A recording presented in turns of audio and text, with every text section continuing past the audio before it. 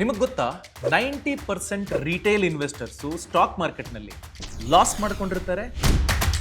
ಇಲ್ಲ ಅಂದ್ರೆ ಅವರು ಗಳಿಸಿರೋ ಅಲ್ಪ ಸ್ವಲ್ಪ ರಿಟರ್ನ್ಸ್ ಏನಿದೆ ಅದು FD ರಿಟರ್ನ್ಸ್ ಅನ್ನು ಕೂಡ ಮೀರಿಸೋದಿಲ್ಲ. 6-7% ರಿಟರ್ನ್ಸ್ ಕೂಡ ಇರೋದು 90% ಜನ. ಯಾಕೆ ಹೀಗಾಗುತ್ತೆ? ಇನ್ನೂ ಕೆಲವರಿದ್ದಾರೆ ಸ್ಟಾಕ್ ಮಾರ್ಕೆಟ್ ನ ನೆಚ್ಕೊಂಡು ಶಿಸ್ತುಬದ್ಧವಾಗಿ ಕಲ್ತ್ಕೊಂಡು ಹೂಡಿಕೆ ಮಾಡಿ ಕೋಟ್ಯಧಿಪತಿಗಳಾಗಿದ್ದಾರೆ.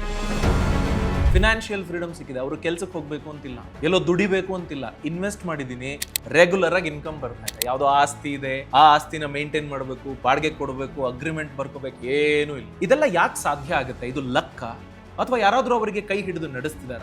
ಇಲ್ಲ, ಅವರು ಕೆಲ ರೂಲ್ಸ್ ಗಳನ್ನ ಫಾಲೋ ಮಾಡ್ತಾರೆ. ಹಣ ಹೂಡಿಕೆ ಮಾಡಿದ್ದೀನಿ ಸ್ಟಾಕ್ ಮಾರ್ಕೆಟ್ ನಲ್ಲಿ, ಬಟ್ ಈ ರೂಲ್ಸ್ ಅನ್ನ ನಾನು ಯಾವತ್ತೂ ಬ್ರೇಕ್ ಮಾಡಿಲ್ಲ. ಆ ಕಾರಣಕ್ಕಾಗಿನೇ ಅವರು ಸಂಪತ್ತು ಸೃಷ್ಟಿಸೋದಕ್ಕೆ ಸಾಧ್ಯ ಆಗಿದೆ. ಅಂಥ 8 ಇಂಪಾರ್ಟೆಂಟ್ ರೂಲ್ಸ್ ಇದು ಬೇಕಾದ್ರೆ ಫಾಲೋ ಮಾಡಬಹುದು ಅಲ್ಲ, ಇದೊಂದು ರೀತಿ ಫಂಡಮೆಂಟಲ್ಸ್. ಇದು ಬಿಲ್ಡಿಂಗ್ ಕಟ್ಟೋಕೆ ಅಡಿಪಾಯ ಎಷ್ಟು ಮುಖ್ಯನೋ ಈ 8 ಫಂಡಮೆಂಟಲ್ ರೂಲ್ಸ್ ಸಹ ಅಷ್ಟೇ ಮುಖ್ಯ. ಸೊ ಅದರ ಬಗ್ಗೆ ಈ ವಿಡಿಯೋದಲ್ಲಿ ಡೀಟೇಲ್ ಆಗಿ ನಾನು ತಿಳಿಸ್ಕೊಡ್ತೀನಿ. ಸೊ ವಿಡಿಯೋ ಎಂಡ್ ವರೆಗೂ ತಪ್ಪದೆ ನೋಡಿ. ನೀವು ದುಡ್ಡು ಮಾಡಬೇಕು ಅಂತಿದ್ರೆ, ಇಲ್ಲಪ್ಪ ನಾನು ಹಿಂಗೆ ಕಷ್ಟಪಡ್ತೀನಿ ಅಂದ್ರೆ ಪರವಾಗಿಲ್ಲ, ನೀವು ವಿಡಿಯೋ ನೋಡೋದು ಬೇಡ. ನಮಸ್ಕಾರ, ನಾನು ಅಭಿಷೇಕ್ ರಾಮಪ್ಪ.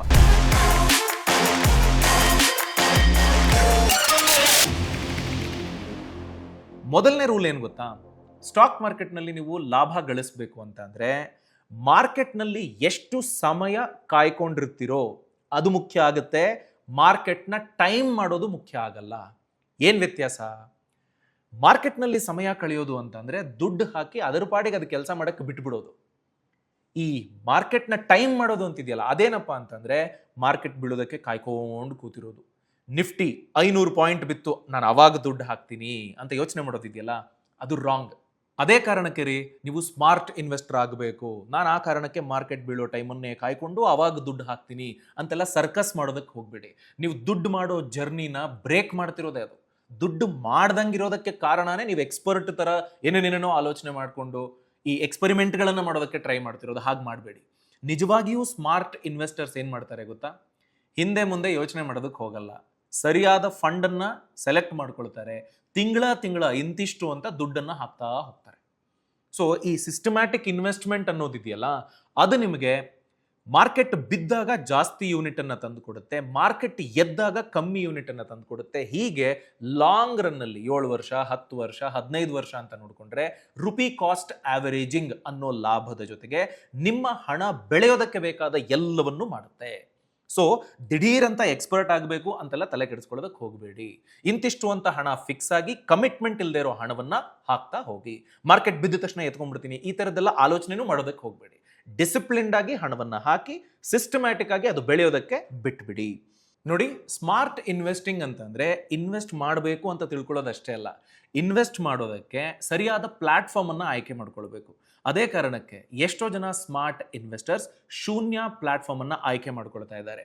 ಇದು ಅತ್ಯಾಧುನಿಕ ಟ್ರೇಡಿಂಗ್ ಪ್ಲಾಟ್ಫಾರ್ಮ್. ಇದರ ಇನ್ವೆಸ್ಟ್ಮೆಂಟ್ ಎಕ್ಸ್ಪೀರಿಯನ್ಸ್ ಅನ್ನ ಬಹಳ ಸಿಂಪಲ್ ಆಗಿರೋ ತರ ಡಿಸೈನ್ ಮಾಡಿದ್ದಾರೆ. ಯಾವುದೇ ತರ ಅನ್ನೆಸೆಸರಿ ಕಾಂಪ್ಲೆಕ್ಸಿಟಿ ಶೂನ್ಯ ಪ್ಲಾಟ್ಫಾರ್ಮ್ ನಲ್ಲಿ ಇಲ್ಲ. ನೀವು ಒಂದು ವೇಳೆ ಲಾಂಗ್ ಟರ್ಮ್ ಇನ್ವೆಸ್ಟ್ಮೆಂಟ್ ಮಾಡ್ತಾ ಇದ್ರೆ ಈಕ್ವಿಟಿ ಡೆಲಿವರಿ ಟ್ರಾನ್ಸಾಕ್ಷನ್ಸ್ ಏನಿರ್ತವೆ ಅದರ ಮೇಲೆ ಬ್ರೋಕರೇಜು 0. ಒಂದು ವೇಳೆ ನೀವು ಫ್ಯೂಚರ್ ಅಂಡ್ ಆಪ್ಷನ್ಸ್ ಅದ್ರ ಬಗ್ಗೆ ಆಲೋಚನೆ ಮಾಡ್ತಿದ್ರೆ brokerage just ₹5 per executed order ಇಂದ ಸ್ಟಾರ್ಟ್ ಆಗುತ್ತೆ. ನೋಡಿ, ನನಗೇನೂ ಗೊತ್ತಿಲ್ಲಪ್ಪ ಅನ್ನೋರು ಸಹ ಈ ಪ್ಲಾಟ್ಫಾರ್ಮ್ ನಲ್ಲಿ ಬಹಳ ಸುಲಭವಾಗಿ ಆ ಟ್ರಾನ್ಸಾಕ್ಷನ್ಸ್ ಅನ್ನ ಮಾಡೋದಕ್ಕೆ ಆಗೋ ರೀತಿಯಲ್ಲಿ ಇಂಟರ್ಫೇಸ್ ಅನ್ನ ಕ್ರಿಯೇಟ್ ಮಾಡಿದ್ದಾರೆ. ಸೊ ನೀವು ಸ್ಟಾಕ್ ಮಾರ್ಕೆಟ್ ನಲ್ಲಿ ಆಲ್ರೆಡಿ ಆಕ್ಟಿವ್ ಇನ್ವೆಸ್ಟರ್ ಆಗಿದ್ರು ಅಥವಾ ನಾನು ಈಗೆಷ್ಟೇ ಕಲಿತಿದ್ದೀನಿ ಅಂದ್ಕೊಂಡ್ರು ಇಲ್ಲಿ ನ್ಯಾವಿಗೇಟ್ ಮಾಡಿ ಇದನ್ನ ಬಳಸೋದಕ್ಕೆ ಬಹಳ ಈಸಿ ಆಗುತ್ತೆ. ಒಂದು ವೇಳೆ ನೀವು ತುಂಬಾ ಒಳ್ಳೆ ಇನ್ವೆಸ್ಟ್ಮೆಂಟ್ ಆಪರ್ಚುನಿಟಿಯನ್ನ ಕಂಡಿಡ್ಕೊಂಡಿದ್ದೀರಿ ಅಂದ್ಕೊಳ್ಳಿ, ನಿಮ್ಮ ಹತ್ರ ಅದಕ್ಕೆ ಬೇಕಾಗುವಷ್ಟು ಆ ಟ್ರಾನ್ಸಾಕ್ಷನ್ಗೆ ಬೇಕಾಗುವಷ್ಟು ಹಣ ಇಲ್ಲ ಅಂತಂದ್ರೆ ಶೂನ್ಯದಲ್ಲಿ ಮಾರ್ಜಿನ್ ಟ್ರೇಡಿಂಗ್ ಫೆಸಿಲಿಟಿ MTF ಅಂತ ಒಂದು ಫೆಸಿಲಿಟಿ ಇದೆ. ಅದು ನಿಮಗೆ ಬಹಳ ಯೂಸ್ ಆಗುತ್ತೆ. ಫಾರ್ ಎಕ್ಸಾಂಪಲ್, ನಿಮ್ಮ ಹತ್ರ ₹1,00,000 ಇದೆ, ಇನ್ವೆಸ್ಟ್ ಮಾಡಬೇಕು. ಶೂನ್ಯ MTF ನಿಮಗೆ ಎಕ್ಸ್ಟ್ರಾ ₹1,00,000 ಕೊಡುತ್ತೆ. ಅದಕ್ಕೆ ಅದರದ್ದೇ ಆದ ಕೆಲ ಕಂಡೀಷನ್ಸ್ ಇರುತ್ತೆ. ಸೊ ನೀವು 2,00,000 ಇನ್ವೆಸ್ಟ್ ಮಾಡಿ ಶೇರ್ಸ್ ಅನ್ನ ಬೈ ಮಾಡೋದಕ್ಕೆ ಸಾಧ್ಯ ಆಗುತ್ತೆ. MTF ಅನ್ನೋದು ಅಡಿಷನಲ್ ರಿಸ್ಕ್ ಗಳ ಜೊತೆಗೆ ಬರುತ್ತೆ. ಸೊ ಅದ್ರ ಬಗ್ಗೆ ತಿಳ್ಕೊಂಡು ರೆಸ್ಪಾನ್ಸಿಬಲಿ ಮುಂದುವರಿರಿ. ಸೊ ನೀವು ಸಹ ಈ ಪ್ಲಾಟ್ಫಾರ್ಮ್ ಬಗ್ಗೆ ತಿಳ್ಕೊಳ್ಬೇಕು, ಇದರ ಎಕ್ಸ್ಪೀರಿಯನ್ಸ್ ಅನ್ನ ಪಡ್ಕೊಳ್ಬೇಕು ಅನ್ನೋದಾದ್ರೆ ಡಿಸ್ಕ್ರಿಪ್ಷನ್ ಮತ್ತೆ ಕಾಮೆಂಟ್ ಸೆಕ್ಷನ್ ಅಲ್ಲಿ ಲಿಂಕ್ ಕೊಟ್ಟಿದ್ದೀನಿ. ಕ್ಲಿಕ್ ಮಾಡಿ ಶೂನ್ಯ ಆಪ್ ಅನ್ನ ಡೌನ್ಲೋಡ್ ಮಾಡಿ ನಿಮ್ಮ ಇನ್ವೆಸ್ಟ್ಮೆಂಟ್ ಜರ್ನಿಯನ್ನ ಆರಂಭ ಮಾಡಬಹುದು. ಈಗ ಸೆಕೆಂಡ್ ರೂಲ್, ಸ್ಟಾಕ್ ಮಾರ್ಕೆಟ್ ನಲ್ಲಿ ನೀವು ದುಡ್ಡು ಮಾಡಬೇಕು ಅಂತಂದ್ರೆ ಏನು, ಅದರ ಬಗ್ಗೆ ತಿಳ್ಕೊಳ್ಳೋಣ. ನೋಡಿ, ನೀವು ಸಿಂಬಲ್ಗಳನ್ನ ಪರ್ಚೇಸ್ ಮಾಡ್ತಾ ಇಲ್ಲ, ಬಿಸ್ನೆಸ್ ಅನ್ನ ಪರ್ಚೇಸ್ ಮಾಡ್ತಾ ಇದ್ದೀರಾ. ನೀವು ಹಣ ಹಾಕ್ತಿರೋದು ಬಿಸ್ನೆಸ್ನ ಓನರ್ನ ರೀತಿಯಲ್ಲಿ. ಆ ಬಿಸ್ನೆಸ್ನ ಶೇರು, ಓನರ್ಶಿಪ್ ನಿಮಗೆ ಸಿಗುತ್ತೆ. ಇಷ್ಟು 0.0001 ಅಷ್ಟಾದ್ರೂ ನೀವು ಬಿಸ್ನೆಸ್ನ ಓನರೇ ಆಗ್ತಿರ್ತೀರಿ ಹಣವನ್ನ ಹೂಡಿಕೆ ಮಾಡಿದಾಗ. ಆ ಕಾರಣಕ್ಕೆ ನೀವು ಕೊಂಡ್ಕೊಳ್ಬೇಕಾದ್ರೆ ಸ್ಟಾಕ್ ಅನ್ನ ನಿಮಗೆ ನೀವೇ ಕೆಲ ಪ್ರಶ್ನೆಗಳನ್ನ ಕೇಳ್ಕೊಳ್ಬೇಕು. ಏನದು? ಮೊದಲನೇದು, ಈ ಬಿಸ್ನೆಸ್ ಕೊಡ್ತಿರುವಂತಹ ಪ್ರಾಡಕ್ಟು ಅಥವಾ ಸರ್ವಿಸ್ ಅನ್ನ ಮುಂದಿನ 10 ವರ್ಷ ಅಂತ ನಾವು ಬಿಟ್ಟು ನೋಡ್ಕೊಂಡ್ರು ಭಾರತೀಯರು ಅದಕ್ಕೆ ದುಡ್ಡು ಕೊಡ್ತಾರಾ, ಕೊಂಡುಕೊಳ್ತಾರಾ? 10 ವರ್ಷ ಆದ್ಮೇಲೂ ಈ ಬಿಸ್ನೆಸ್ ಇರುತ್ತಾ? ಅದ್ರ ಬಗ್ಗೆ ಯೋಚನೆ ಮಾಡ್ಬೇಕ್ರಿ. ಎರಡನೇದು, ಈ ಕಂಪನಿ ಇದೇ ಥರ ಬಿಸ್ನೆಸ್ ಅನ್ನ ಮಾಡ್ತಿರುವಂತಹ ಬೇರೆ ಕಂಪನಿಗಳಿಗಿಂತ ಹೇಗೆ ವಿಭಿನ್ನ, ಹೇಗೆ ಸ್ಪೆಷಲ್ಲು? 10 ವರ್ಷ ಇಷ್ಟು ಕಾಂಪಿಟೇಷನ್ ಇರೋ ಬಿಸ್ನೆಸ್ ಫೀಲ್ಡ್ನಲ್ಲಿ ಸರ್ವೈವ್ ಆಗುತ್ತೆ ಅನ್ನೋದಾದ್ರೆ ಇವರ ಆ ಸ್ಪೆಷಾಲಿಟಿ ಏನು ಅನ್ನೋದ್ರ ಬಗ್ಗೆ ನಿಮಗೆ ಔಟ್ರೈಟ್ ಕ್ಲಾರಿಟಿ ಇರಬೇಕಾಗುತ್ತೆ. ಇದೇ ಕಾರಣಕ್ಕೆ ಅನ್ನೋದು ನಿಮಗೆ ಗೊತ್ತಿರಬೇಕಾಗುತ್ತೆ. ಮೂರನೇದು, ಈ ಕಂಪನಿ ನಿಜವಾಗ್ಲೂ ಲಾಭನ ಸಂಪಾದಿಸ್ತಾ ಇದೆಯಾ? ನೀವು ಆ ಕಂಪನಿಯ ಫಿನಾನ್ಷಿಯಲ್ಸ್ ಅನ್ನ ಸ್ಟಡಿ ಮಾಡಿದ್ರೆ ನಿಮಗೆ ಗೊತ್ತಾಗ್ಬಿಡುತ್ತೆ. ಸೊ ಕಂಪನಿ ಯಾವ ಥರ ಹೊಸ ಹೊಸ ಪ್ರಾಡಕ್ಟ್ ತರ್ತಿದೆ, ಎಷ್ಟು ರೇಟಿಗೆ ಮಾರ್ತಾ ಇದೆ, ಎಷ್ಟು ಪ್ರಾಫಿಟ್ ಮಾಡ್ತಿದೆ, ಮುಂದೆ ಯಾಕಾಗಿ ಸಸ್ಟೈನ್ ಆಗುತ್ತೆ, ಹೊಸ ಹೊಸ ಪ್ರಾಡಕ್ಟ್ಗಳನ್ನು ಇವರು ತರ್ತಾ ಬಂದಿದ್ದಾರಾ? ಇದೆಲ್ಲದಕ್ಕೂ ನಿಮ್ಮ ಹತ್ರ ಉತ್ತರ ಇದ್ರೆ ಅವಾಗ ಮಾತ್ರ ಹೂಡಿಕೆ ಮಾಡಿ. ಬಿಸ್ನೆಸ್ ಅರ್ಥ ಆಗಿಲ್ಲ ಅಂತಂದ್ರೆ ದುಡ್ಡು ಹಾಕ್ಬೇಡಿ. ವಾರನ್ ಬಫೆಟ್ ಇದನ್ನ ಹೇಳೋದು, ನನಗೇನು ಅರ್ಥ ಆಗುತ್ತೋ ಅದ್ರ ಮೇಲೆ ನಾನು ದುಡ್ಡು ಹಾಕ್ತೀನಿ, ಅರ್ಥ ಆಗದೇ ಇರೋ ವಿಷಯದ ಬಗ್ಗೆ ನಾನು ದುಡ್ಡೇ ಹಾಕಕ್ಕೆ ಹೋಗಲ್ಲ ಅಂತಾರೆ. ಮೂರನೇ ವಿಷಯ, ಸ್ಟಾಕ್ ಮಾರ್ಕೆಟ್ ಅಲ್ಲಿ ದುಡ್ಡು ಮಾಡೋದಕ್ಕೆ ಪವರ್ ಆಫ್ ಕಾಂಪೌಂಡಿಂಗ್ ನ ಲಾಭ ನೀವು ಪಡ್ಕೊಳ್ಳೇಬೇಕು. ಇಲ್ಲ ಅಂತಂದ್ರೆ ನಿಮ್ಮ ಹಣ ಎಲ್ಲಿತ್ತೋ ಅಲ್ಲೇ ಇರುತ್ತೆ, ಏನೂ ಆಗೋದಿಲ್ಲ, ಬೆಳೆಯೋದಿಲ್ಲ ಅದು. ಸೊ ಕಾಂಪೌಂಡಿಂಗ್ ಅಂದ್ರೆ ಏನು? ಈಗ ನೋಡಿ, ನೀವು ಒಂದು SIP ಸ್ಟಾರ್ಟ್ ಮಾಡ್ತೀರಾ, ಸಿಸ್ಟಮ್ಯಾಟಿಕ್ ಇನ್ವೆಸ್ಟ್ಮೆಂಟ್ ಪ್ಲಾನ್, ಒಂದು ಮ್ಯೂಚುವಲ್ ಫಂಡ್ನಲ್ಲಿ ಹೂಡಿಕೆ ಮಾಡ್ತೀರಿ. ಪ್ರತಿ ತಿಂಗಳು 10,000 ರೂಪಾಯಿ ಹಾಕ್ತೀರಿ. ನಿಮ್ಮ ವಯಸ್ಸು 20 ವರ್ಷ ಇತ್ತು, ಅವಾಗ ಸ್ಟಾರ್ಟ್ ಮಾಡಿದ್ರಿ. 12% ಆನ್ಯುವಲ್ ರಿಟರ್ನ್ ಅಂತ ಅಂದ್ಕೊಂಡ್ರೆ ನಿಫ್ಟಿ 50 ಕಳೆದ 20-25 ವರ್ಷದಲ್ಲಿ 12% ಆವರೇಜ್ CAGR ರಿಟರ್ನ್ಸ್ ಅನ್ನು ಕೊಟ್ಟಿದೆ. ಅದನ್ನು ನಾವು ಕನ್ಸಿಡರ್ ಮಾಡ್ತಿದ್ದೀವಿ. ಇದು ಯಾವುದೇ ತರ ಗ್ಯಾರಂಟಿ ಅಲ್ಲ, ಲಾಸು ಆಗಬಹುದು, ಇದಕ್ಕಿಂತ ಹೆಚ್ಚು ರಿಟರ್ನ್ಸು ಬರಬಹುದು. ಜಾಗ್ರತೆಯಿಂದ ನೀವು ಮುಂದುವರಿಬೇಕಾಗುತ್ತೆ. 20 ವರ್ಷದ ವ್ಯಕ್ತಿ ಪ್ರತಿ ತಿಂಗಳು 10,000 ರೂಪಾಯಿಯನ್ನ ತನ್ನ 60 ವರ್ಷದ ವಯಸ್ಸಿನ ಬಗ್ಗೆ, ಅಂದ್ರೆ ಟೋಟಲ್ 40 ವರ್ಷ ಹೂಡಿಕೆ ಮಾಡಿದ್ದೆ ಆದ್ರೆ 11,80,00,000 ರೂಪಾಯಿ ಸಂಪತ್ತು ಸೃಷ್ಟಿಯಾಗುತ್ತೆ.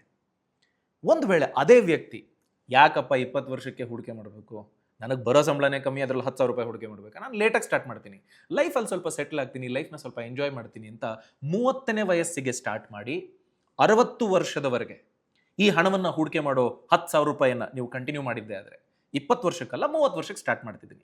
20 ವರ್ಷಕ್ಕೆ ಸ್ಟಾರ್ಟ್ ಮಾಡಿದ್ರೆ 40 ವರ್ಷ ಹೂಡಿಕೆ ಮಾಡ್ತಿದ್ದೆ, ನಾನು 30 ವರ್ಷಕ್ಕೆ ಸ್ಟಾರ್ಟ್ ಮಾಡ್ತಿದ್ದೀನಿ, ಹಾಗಾಗಿ ನಾನು ಹೂಡಿಕೆ ಮಾಡೋದು 30 ವರ್ಷ ಅಂದ್ಕೊಂಡ್ರೆ ನಿಮ್ಮ ಕಾರ್ಪಸ್ ಎಷ್ಟಾಗುತ್ತೆ ಗೊತ್ತಾ?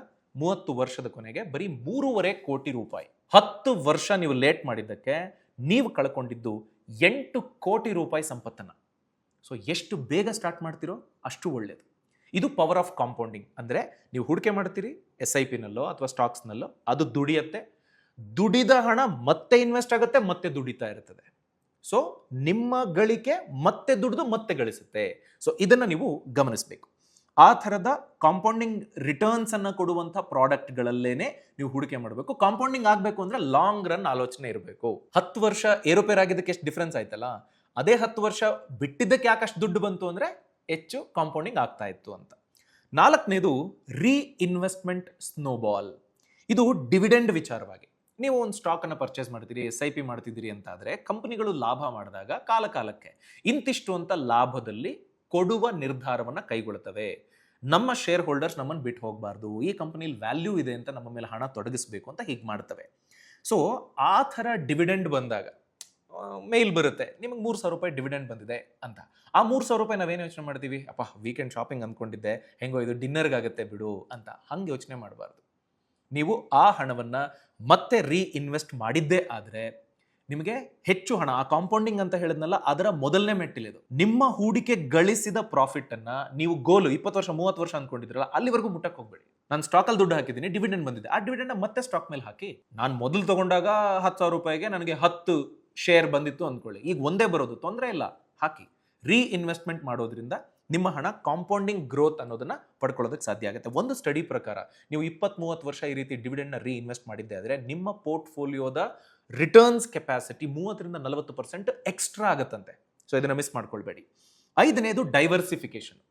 ನೋಡಿ, ಡೈವರ್ಸಿಫಿಕೇಶನ್ ಇಲ್ಲದೆ ಹೋದ್ರೆ ಇಲ್ಲ ಮುಳುಗ್ತೀರಿ ಇಲ್ಲ ತೇಲ್ತೀರಿ, ಎರಡೇ ಆಪ್ಷನ್. ಕಾಯಿನ್ ಟಾಸ್ ಮಾಡ್ದಂಗೆ, ಹೆಡ್ಸಾ ಟೈಲ್ಸಾ, ಅದು ನಮಗೆ ಬೇಕಾಗಿಲ್ಲ. ನಾವು ನಮ್ಮ ಗೋಲ್ನ ಕಡೆಗೆ ತೆವಳ್ಕೊಂಡಾದ್ರೂ ಪರವಾಗಿಲ್ಲ, ಮುಂದಕ್ಕೆ ಒಂದಷ್ಟು ಗ್ರೋತ್ ಅನ್ನೋದು ಆಗ್ತಾ ಇರಬೇಕು. ಎಲ್ಲೋ ಒಂದು ಕಡೆ ಸ್ಟಕ್ ಆಗಿ ಕೆಸರಲ್ಲಿ ಸಿಕ್ಕಾಕೊಂಡಂಗಾಗಿ ಕೊಳಿತಾ ಇರೋದ್ರ ಬದಲಿಗೆ ಮುಂದಕ್ಕೆ ಹೋಗ್ತಾ ಇರೋಣ. ಆ ಮುಂದಕ್ಕೆ ಹೋಗೋದಕ್ಕೆ ಬೇಕಾಗೋದು ಡೈವರ್ಸಿಫಿಕೇಶನ್. ಸೊ ಆ ಕಾರಣಕ್ಕೆ ನೀವೇನು ಮಾಡಬೇಕು ಅಂತಂದರೆ, ಈಗ ಫಾರ್ ಎಕ್ಸಾಂಪಲ್ ಸೆಕ್ಟರ್ಸ್ ಅಂದ್ಕೊಳ್ಳಿ. ನಾನು ಕೆಲವೊಬ್ರು ಮಾತಾಡ್ಬೇಕಾದ್ರೆ ಹೇಳ್ತಾರೆ ರೋಟಿ ಕಪಡ ಅವ್ರ ಮಕಾನ್, ಇದಕ್ಕೆ ಯಾವುದೇ ಥರ ಪ್ರಾಬ್ಲಮ್ ಇರಲ್ಲ. ಹೆಲ್ತ್ ಸರ್ವಿಸ್, ಇದಕ್ಕೆ ಯಾವುದೇ ರೀತಿ ಪ್ರಾಬ್ಲಮ್ ಇರೋದಿಲ್ಲ, ಇದಕ್ಕೆ ಯಾವಾಗಲೂ ಬೇಡಿಕೆ ಇದ್ದೇ ಇರ್ತದೆ. ಟೆಕ್ನಾಲಜಿ ಒಂದು ವೇಳೆ ಮುಳುಗು ಹೋದ್ರೂ ಊಟ ಅನ್ನೋದು ಸಮಸ್ಯೆ ಇಲ್ಲ, ಜನ ಊಟ ಮಾಡಲೇಬೇಕಲ್ಲ. ಆ ಕಾರಣಕ್ಕೆ ನಾನು ಅಂಥದ್ರ ಮೇಲೆ ಇನ್ವೆಸ್ಟ್ ಮಾಡ್ತೀನಿ. ಗುಡ್, ನಿಮ್ಗೆ ಅರ್ಥ ಆಗುತ್ತೆ. ಬೇರೆ ಬೇರೆ ಡೈವರ್ಸಿಫೈಡ್ ಆಯ್ಕೆಗಳನ್ನು ಬಳಸ್ಕೊಂಡು ನೀವು ಅಲ್ಲಿ ಹೂಡಿಕೆ ಮಾಡ್ತೀರಿ. ಫಾರ್ ಎಕ್ಸಾಂಪಲ್ ನೋಡಿ, banking service, IT service, pharma ಔಷಧಿಗಳು, FMCG ಅಂದರೆ ನಾವು ಫಾಸ್ಟ್ ಮೂವಿಂಗ್ ಕಮರ್ಷಿಯಲ್ ಗೂಡ್ಸ್ ಅಂತ, ಕ್ರೀಮ್ ಬಳಸ್ತೀವಿ, ಶಾಂಪೂ ಬಳಸ್ತೀವಿ, ಇನ್ನೇನೋ ವಸ್ತು ತೊಗೊಳ್ತೀವಿ, ಆಟ ತೊಗೊಳ್ತೀವಿ, ಈ ಥರದ್ದೆಲ್ಲ. ಸೊ ಈ ಎಲ್ಲದರಲ್ಲೂ ಸ್ವಲ್ಪ ಸ್ವಲ್ಪ ನಿಮ್ಮ ಹೂಡಿಕೆಯ ಎಕ್ಸ್ಪೋಜರ್ ಇರಬೇಕಾಗತ್ತೆ. ನಿಮಗೆ ಗೊತ್ತಿಲ್ಲಪ್ಪ ನನಗೆ ಇದನ್ನೆಲ್ಲ ಹೆಂಗ್ರಿ ಆಯ್ಕೆ ಮಾಡೋದು, ನನಗೆ ಕಾಂಪ್ಲಿಕೇಟ್ ಮಾಡ್ತಿದ್ದೀರಾ ಅಂತ ನಿಮ್ಗೆ ಅನಿಸ್ತಿದ್ರೆ, ಮ್ಯೂಚುವಲ್ ಫಂಡ್ಸ್ ಇದಾವಲ್ಲ, ಆ ಮ್ಯೂಚುವಲ್ ಫಂಡ್ಸ್ ಮೇಲೆ ಹೂಡಿಕೆ ಮಾಡಿಬಿಟ್ರೆ ಅವ್ರು ನೋಡ್ಕೋತಾರೆ ಡೈವರ್ಸಿಫಿಕೇಶನನ್ನು. ಅದರಲ್ಲಿ ನೀವೇನು ಮಾಡಬೇಕು, ಮಾರ್ಕೆಟ್ ಕ್ಯಾಪ್ಗಳಿದ್ದಾವೆ, large cap, mid cap, small cap ಅಂತ. ಲಾರ್ಜ್ ಕ್ಯಾಪ್ ಅಂದರೆ ಸ್ಟೆಬಿಲಿಟಿ, ದೊಡ್ಡ ಕಂಪನಿಗಳು, ಎಷ್ಟೋ ವರ್ಷದ ಬಿಸ್ನೆಸ್ಸು, ಸಮಸ್ಯೆ ಇಲ್ಲ. ಮಿಡ್ ಕ್ಯಾಪು ಇತ್ತೀಚೆಗಾಗಲೇ ಸ್ವಲ್ಪ ಇಂಪ್ರೂವ್ ಆಗಿದೆ, ಇನ್ನೂ ಬೆಳೆಯೋದಕ್ಕೆ ಅವಕಾಶ ಇದೆ. ಸ್ಮಾಲ್ ಕ್ಯಾಪು ಚಿಕ್ಕ ಕಂಪನಿ, ಈಗ ಹೊಸದಾಗಿ ಏನೋ ಟ್ರೈ ಮಾಡ್ತಿದ್ದಾರೆ, ಏನು ಬೇಕಾದ್ರೂ ಆಗ್ಬೋದು ಅಂತ ಕಂಪನಿ. ಸೊ ಎಲ್ಲದರಲ್ಲೂ ನಿಮಗೆ ಸ್ವಲ್ಪ ಡೈವರ್ಸಿಫಿಕೇಶನ್ ಇರೋ ರೀತಿಯಲ್ಲಿ ನೀವು ಹೂಡಿಕೆ ಮಾಡಿದ್ದೆ ಆದರೆ ನಿಮ್ಮ ಹಣ ಡೈವರ್ಸಿಫೈಡ್ ಆಗಿ ಬೆಳೀತಾ ಹೋಗುತ್ತೆ. ಯಾವುದೋ ಒಂದು ಸೆಕ್ಟರ್ ಕೈ ಕೊಟ್ಟರು ಮಿಕ್ಕ ಸೆಕ್ಟರ್ಗಳು ನಿಮ್ಮ ಪೋರ್ಟ್ಫೋಲಿಯೋವನ್ನು ಕಾಪಾಡ್ತವೆ, ಮುಳುಗೋದಕ್ಕೆ ಬಿಡೋದಿಲ್ಲ. 6ನೇ ಪಾಯಿಂಟು, ಮಾಸ್ಟರ್ ಯುವರ್ ಎಮೋಷನ್ಸ್. ಹೆದರಬೇಡಿ, ದುರಾಸೆನೂ ಬೇಡ. ಯಾಕೆ? ಈಗ ನೋಡಿ, ಕರೋನಾ ಬಂತು, ಮಾರ್ಕೆಟ್ 35% ಬಿತ್ತು ಅಂದ್ಕೊಳ್ಳಿ. ಹೆದರ್ಕೊಳ್ಳೋರು ಏನು ಮಾಡ್ತಾರೆ, ಯಪ್ಪ ನಾನು 1 ಕೋಟಿ ಹಾಕಿದ್ದೆ, ಈಗ ಬರೀ 70 ಲಕ್ಷ ತೋರಿಸ್ತಿದೆ, 60 ಲಕ್ಷ ತೋರಿಸ್ತಿದೆ, ಇನ್ನೊಂದು ಸ್ವಲ್ಪ ದಿನ ಹಿಂಗೆ ಹೋದ್ರೆ ಬರೀ 50 ಲಕ್ಷ ಇರುತ್ತೆ, ನನ್ನ ದುಡ್ಡು ಅರ್ಧಕ್ಕರ್ಧ ಮುಳುಗೋಯ್ತು ಮಾರ್ಕೆಟ್ನಲ್ಲಿ. ಹೆದರ್ಕೊಂಡವ್ರು ಏನು ಮಾಡ್ತಾರೆ, ಅಟ್ಲೀಸ್ಟ್ 50 ಲಕ್ಷ ನಾನು ಉಳಿಸ್ಕೊತೀನಿ ಅಂತ ತಕ್ಕೊಂಡ್ಬಿಡ್ತಾರೆ. ಆದರೆ ಬುದ್ಧಿವಂತರು ಏನು ಮಾಡ್ತಾರೆ, ನನ್ನ ಹತ್ರ ಬೇರೆ ಕ್ಯಾಶ್ ಇದೆ, ಸುಮ್ಮನೆ ಬ್ಯಾಂಕಲ್ಲಿ ಇಟ್ಕೊಂಡು ಕಾಯ್ತಿದ್ದೀನಿ, ಮಾರ್ಕೆಟ್ ಇಷ್ಟು ಬಿದ್ದಿದೆ, ಒಳ್ಳೆ ಕಂಪನಿ ಪಕ್ಕ ಎದ್ದೇಳುತ್ತೆ ಅಂತ ಅನ್ಸಿದ್ರೆ ಇನ್ನೊಂದಷ್ಟು ಇನ್ವೆಸ್ಟ್ ಮಾಡ್ತಾರೆ. ನೋಡಿ, ಶಾರ್ಟ್ ಟರ್ಮಲ್ಲಿ ಹಿಂಗೆಲ್ಲ ಆಗೋದಿಲ್ಲ. ಒಂದು ವೇಳೆ ಹೈಪೋಥೆಟಿಕಲ್ ಯಾರಿಗೋ ಒಬ್ಬರಿಗೆ 60% ರಿಟರ್ನ್ಸ್ ಬಂದ್ಬಿಟ್ಟಿದೆ, ಅವ್ರ ಎಕ್ಸ್ಪೆಕ್ಟೇಷನ್ ಇದ್ದಿದ್ದು 40% ಬಂದರೂ ತಗೊಂಡ್ಬಿಡ್ತೀನಿ ಅಂತ, 40 ಇತ್ತು, 45 ಆಯಿತು, 50 ಆಯಿತು, 60 ಆಯಿತು, ಆದ್ರೂ ಹಾಗೆ ಇನ್ವೆಸ್ಟೆಡ್ ಆಗಿರೋದು. ನೋಡೋಣ ಏನಾಗುತ್ತೆ, ನೋಡೋಣ ಇನ್ನೇನಾಗುತ್ತೆ ಅಂತ. ಒಂದು ವೇಳೆ ನಿಮಗೆ ನಿಮ್ಮ ಕನಸು, ಯಾವ ಕನಸಿಗಾಗಿ ಇನ್ವೆಸ್ಟ್ ಮಾಡಿದ್ರಿ, ಆ ಟೈಮ್ ಹತ್ರಕ್ಕೆ ಬಂದಾಗಲೂ ನೀವು ಹಂಗೆ ಹಣವನ್ನು ಸ್ಟಾಕ್ ಮಾರ್ಕೆಟ್ನಲ್ಲೇ ಬಿಟ್ಟು ರಿಟರ್ನ್ಸ್ ಬಂದಿದ್ರು ತಕ್ಕೊಂಡಿಲ್ಲ ಅಂತಂದರೆ, ಒಂದು ವೇಳೆ ಕರೋನಾ ಥರದ್ದೇನೋ ಒಂದು ಆಯ್ತಪ್ಪ, ಮಾರ್ಕೆಟ್ ರಿಕವರ್ ಆಗೋಕ್ಕೆ ಇನ್ನು 3 ವರ್ಷ ಬೇಕು, ಅವಾಗ ಏನು ಮಾಡ್ತೀರಿ? ಮತ್ತೆ ಲಾಸಲ್ಲಿ ಸ್ಟಕ್ ಆಗಿಬಿಡ್ತೀರಲ್ಲ. ಮಾರಿದ್ರೆ ಲಾಸ್, ಲಾಭ ಬರಬೇಕು, ರಿಕವರ್ ಆಗಬೇಕು ಅಂದರೆ ಕಾಯಬೇಕು, ಮತ್ತೆ ಬಿಸ್ನೆಸ್ ಎಲ್ಲ ಚೆನ್ನಾಗಾಗಿ ಜನ ದುಡ್ಡು ಖರ್ಚು ಮಾಡೋಕ್ಕೆ ಸ್ಟಾರ್ಟ್ ಮಾಡಬೇಕಲ್ಲ, ಹೀಗೆಲ್ಲ ಆಗ್ಬಿಡುತ್ತೆ. ಸೊ ಆ ಕಾರಣಕ್ಕೆ ತುಂಬ ದುರಾಸೆನೂ ಬೇಡ, ಅತಿಯಾದ ಭಯನೂ ಬೇಡ. ಕ್ಯಾಲ್ಕುಲೇಟೆಡ್ ರಿಸ್ಕನ್ನು ತಗೊಂಡ್ರೆ ನೀವು ಖಂಡಿತ ಹಣವನ್ನು ಸಂಪಾದಿಸೋದಕ್ಕೆ ಒಂದು ಅವಕಾಶವನ್ನು ಕೊಟ್ಟಂಗಾಗತ್ತೆ. 7ನೇದು, ಮಿನಿಮೈಸ್ ಲೀಕೇಜ್ ಅಂತ. ಅಂದರೆ ನೀವು ಹೂಡಿಕೆ ಮಾಡಬೇಕು ಅಂತ ಅಂದರೆ ನೀವು ಸರ್ಕಾರಕ್ಕೆ STT ಚಾರ್ಜಸ್ ಅಂತೆ, ಬ್ರೋಕರೇಜ್ ಅಂತೆ, ಪ್ಲಾಟ್ಫಾರ್ಮ್ ಫೀಸ್ ಅಂತೆ, ಇವೆಲ್ಲ ನೀವು ಕೊಡಬೇಕಾಗತ್ತೆ.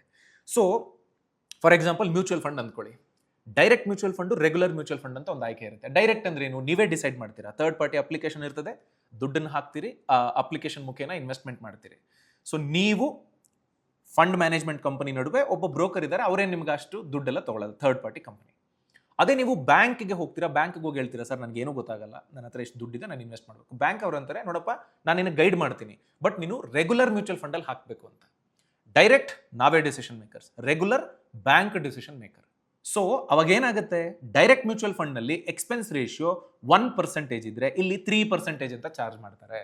ಸೊ ಎಕ್ಸ್ಟ್ರಾ ಕಮಿಷನನ್ನು ನಾವು ಇವ್ರಿಗೆ ಕೊಡಬೇಕಾಗುತ್ತೆ, ಯಾಕೆಂದರೆ ನನ್ನ ಬದಲು ಅವರು ಡಿಸಿಷನ್ ತಗೋತಿದ್ದಾರಲ್ಲ. ಈ ಥರ ನೀವು ಓವರಾಲ್ ಅಂದರೆ ಒಂದು 20 ವರ್ಷ 30 ವರ್ಷ ಅಂತೆಲ್ಲ ನೋಡಿಕೊಂಡ್ರೆ ನೀವು ಹೆಚ್ಚು ಹಣ, ಒಂದು 10-15 ಸಾವಿರ 20 ಸಾವಿರ ಹಿಂಗೆ ಹೂಡಿಕೆ ಮಾಡ್ತಿದ್ದೀರಾ ಅಂತಂದರೆ, ಹೈಯರ್ ಎಕ್ಸ್ಪೆನ್ಸ್ ರೇಷಿಯೋ, ಆ ಕಮಿಷನ್ ಕೊಡ್ತಿರಲ್ಲ, ಅದರಲ್ಲೇ 20ರಿಂದ 50 ಲಕ್ಷ ಕಳ್ಕೊಂಡ್ಬಿಡ್ತೀರಿ. ಆ 20 ಲಕ್ಷ ನೀವೇ ಡಿಸಿಷನ್ ತಗೊಂಡಿದ್ರೆ ನಿಮ್ಮ ಜೇಬಿಗೆ ಬರೋದು, ನಿಮಗೆ ಗೊತ್ತಿಲ್ಲ, ಗೊತ್ತಿದ್ದು ಆ ತಪ್ಪು ನಿರ್ಧಾರ ತಗೊಂಡಿದೆ, ಬ್ಯಾಂಕ್ ಅವ್ರು ಹೇಳಿದ್ರು ಅಂತ ನೀವು ತಗೊಂಡಿದ್ದೆ ಆದರೆ ಅವಾಗ 20ರಿಂದ 50 ಲಕ್ಷ ರೂಪಾಯಿ ನೀವು ಕಳ್ಕೊಳ್ಳೋ ಸಾಧ್ಯತೆಗಳಿರ್ತವೆ ಕಮಿಷನ್ ಹೆಸರಲ್ಲಿ. ಹಾಗಾಗೋದು ಬೇಡ. ಆ ಕಾರಣಕ್ಕೆ ಡೈರೆಕ್ಟ್ ಪ್ಲಾನ್ಗಳನ್ನು ನೀವು ಸೆಲೆಕ್ಟ್ ಮಾಡ್ಕೊಳ್ಳೋದು ಉತ್ತಮ. ಬಟ್ ಅದ್ರ ಬಗ್ಗೆ ಚೆನ್ನಾಗಿ ರಿಸರ್ಚ್ ಮಾಡಿ ನಿಮಗೆ ಅದನ್ನು ಹ್ಯಾಂಡಲ್ ಮಾಡೋ ಕೆಪಾಸಿಟಿ ಇದ್ದರೆ ಮಾತ್ರ ಮುಂದುವರಿರಿ. 8ನೇ ಪಾಯಿಂಟ್, ಇದು ತುಂಬ ತುಂಬ ಇಂಪಾರ್ಟೆಂಟ್ ರೀ, ನಿಮ್ಮ ಫಿನಾನ್ಷಿಯಲ್ ಲಿಟರಸಿ ಮೇಲೆ ಇನ್ವೆಸ್ಟ್ಮೆಂಟ್ ಮಾಡಬೇಕು. ಅಂದರೆ ನಾನು ಸ್ಟಾಕ್ ಮಾರ್ಕೆಟ್ನಲ್ಲಿ ದುಡ್ಡು ಹಾಕ್ತಾ ಇದ್ದೀನಿ, ಅಲ್ಲಿ ಏನಾಗ್ತಿದೆ ಅಂತ ತಿಳ್ಕೊಳ್ಳೋದಕ್ಕೆ ಬೇಕಾದ ಜ್ಞಾನ ನಿಮಗೆ ಸಿಗಬೇಕು ಅಂತಂದರೆ ಅದಕ್ಕೊಂದು ಇನ್ವೆಸ್ಟ್ಮೆಂಟ್ ಮಾಡಬೇಕು. ಯಾರೋ ಒಬ್ಬ ಇನ್ಫ್ಲೂಯೆನ್ಸರ್ ಇದ್ದಾರೆ, ಯಾರೋ ಒಂದು ಕೋಚಿಂಗ್ ಕ್ಲಾಸನ್ನು ನಡೆಸ್ತಾ ಇದ್ದಾರೆ, ಒಂದಷ್ಟು ದುಡ್ಡು ಕೊಟ್ಟು ನೀವು ತಿಳ್ಕೊಳ್ಳೋದ್ರಲ್ಲಿ ತಪ್ಪಿಲ್ಲ.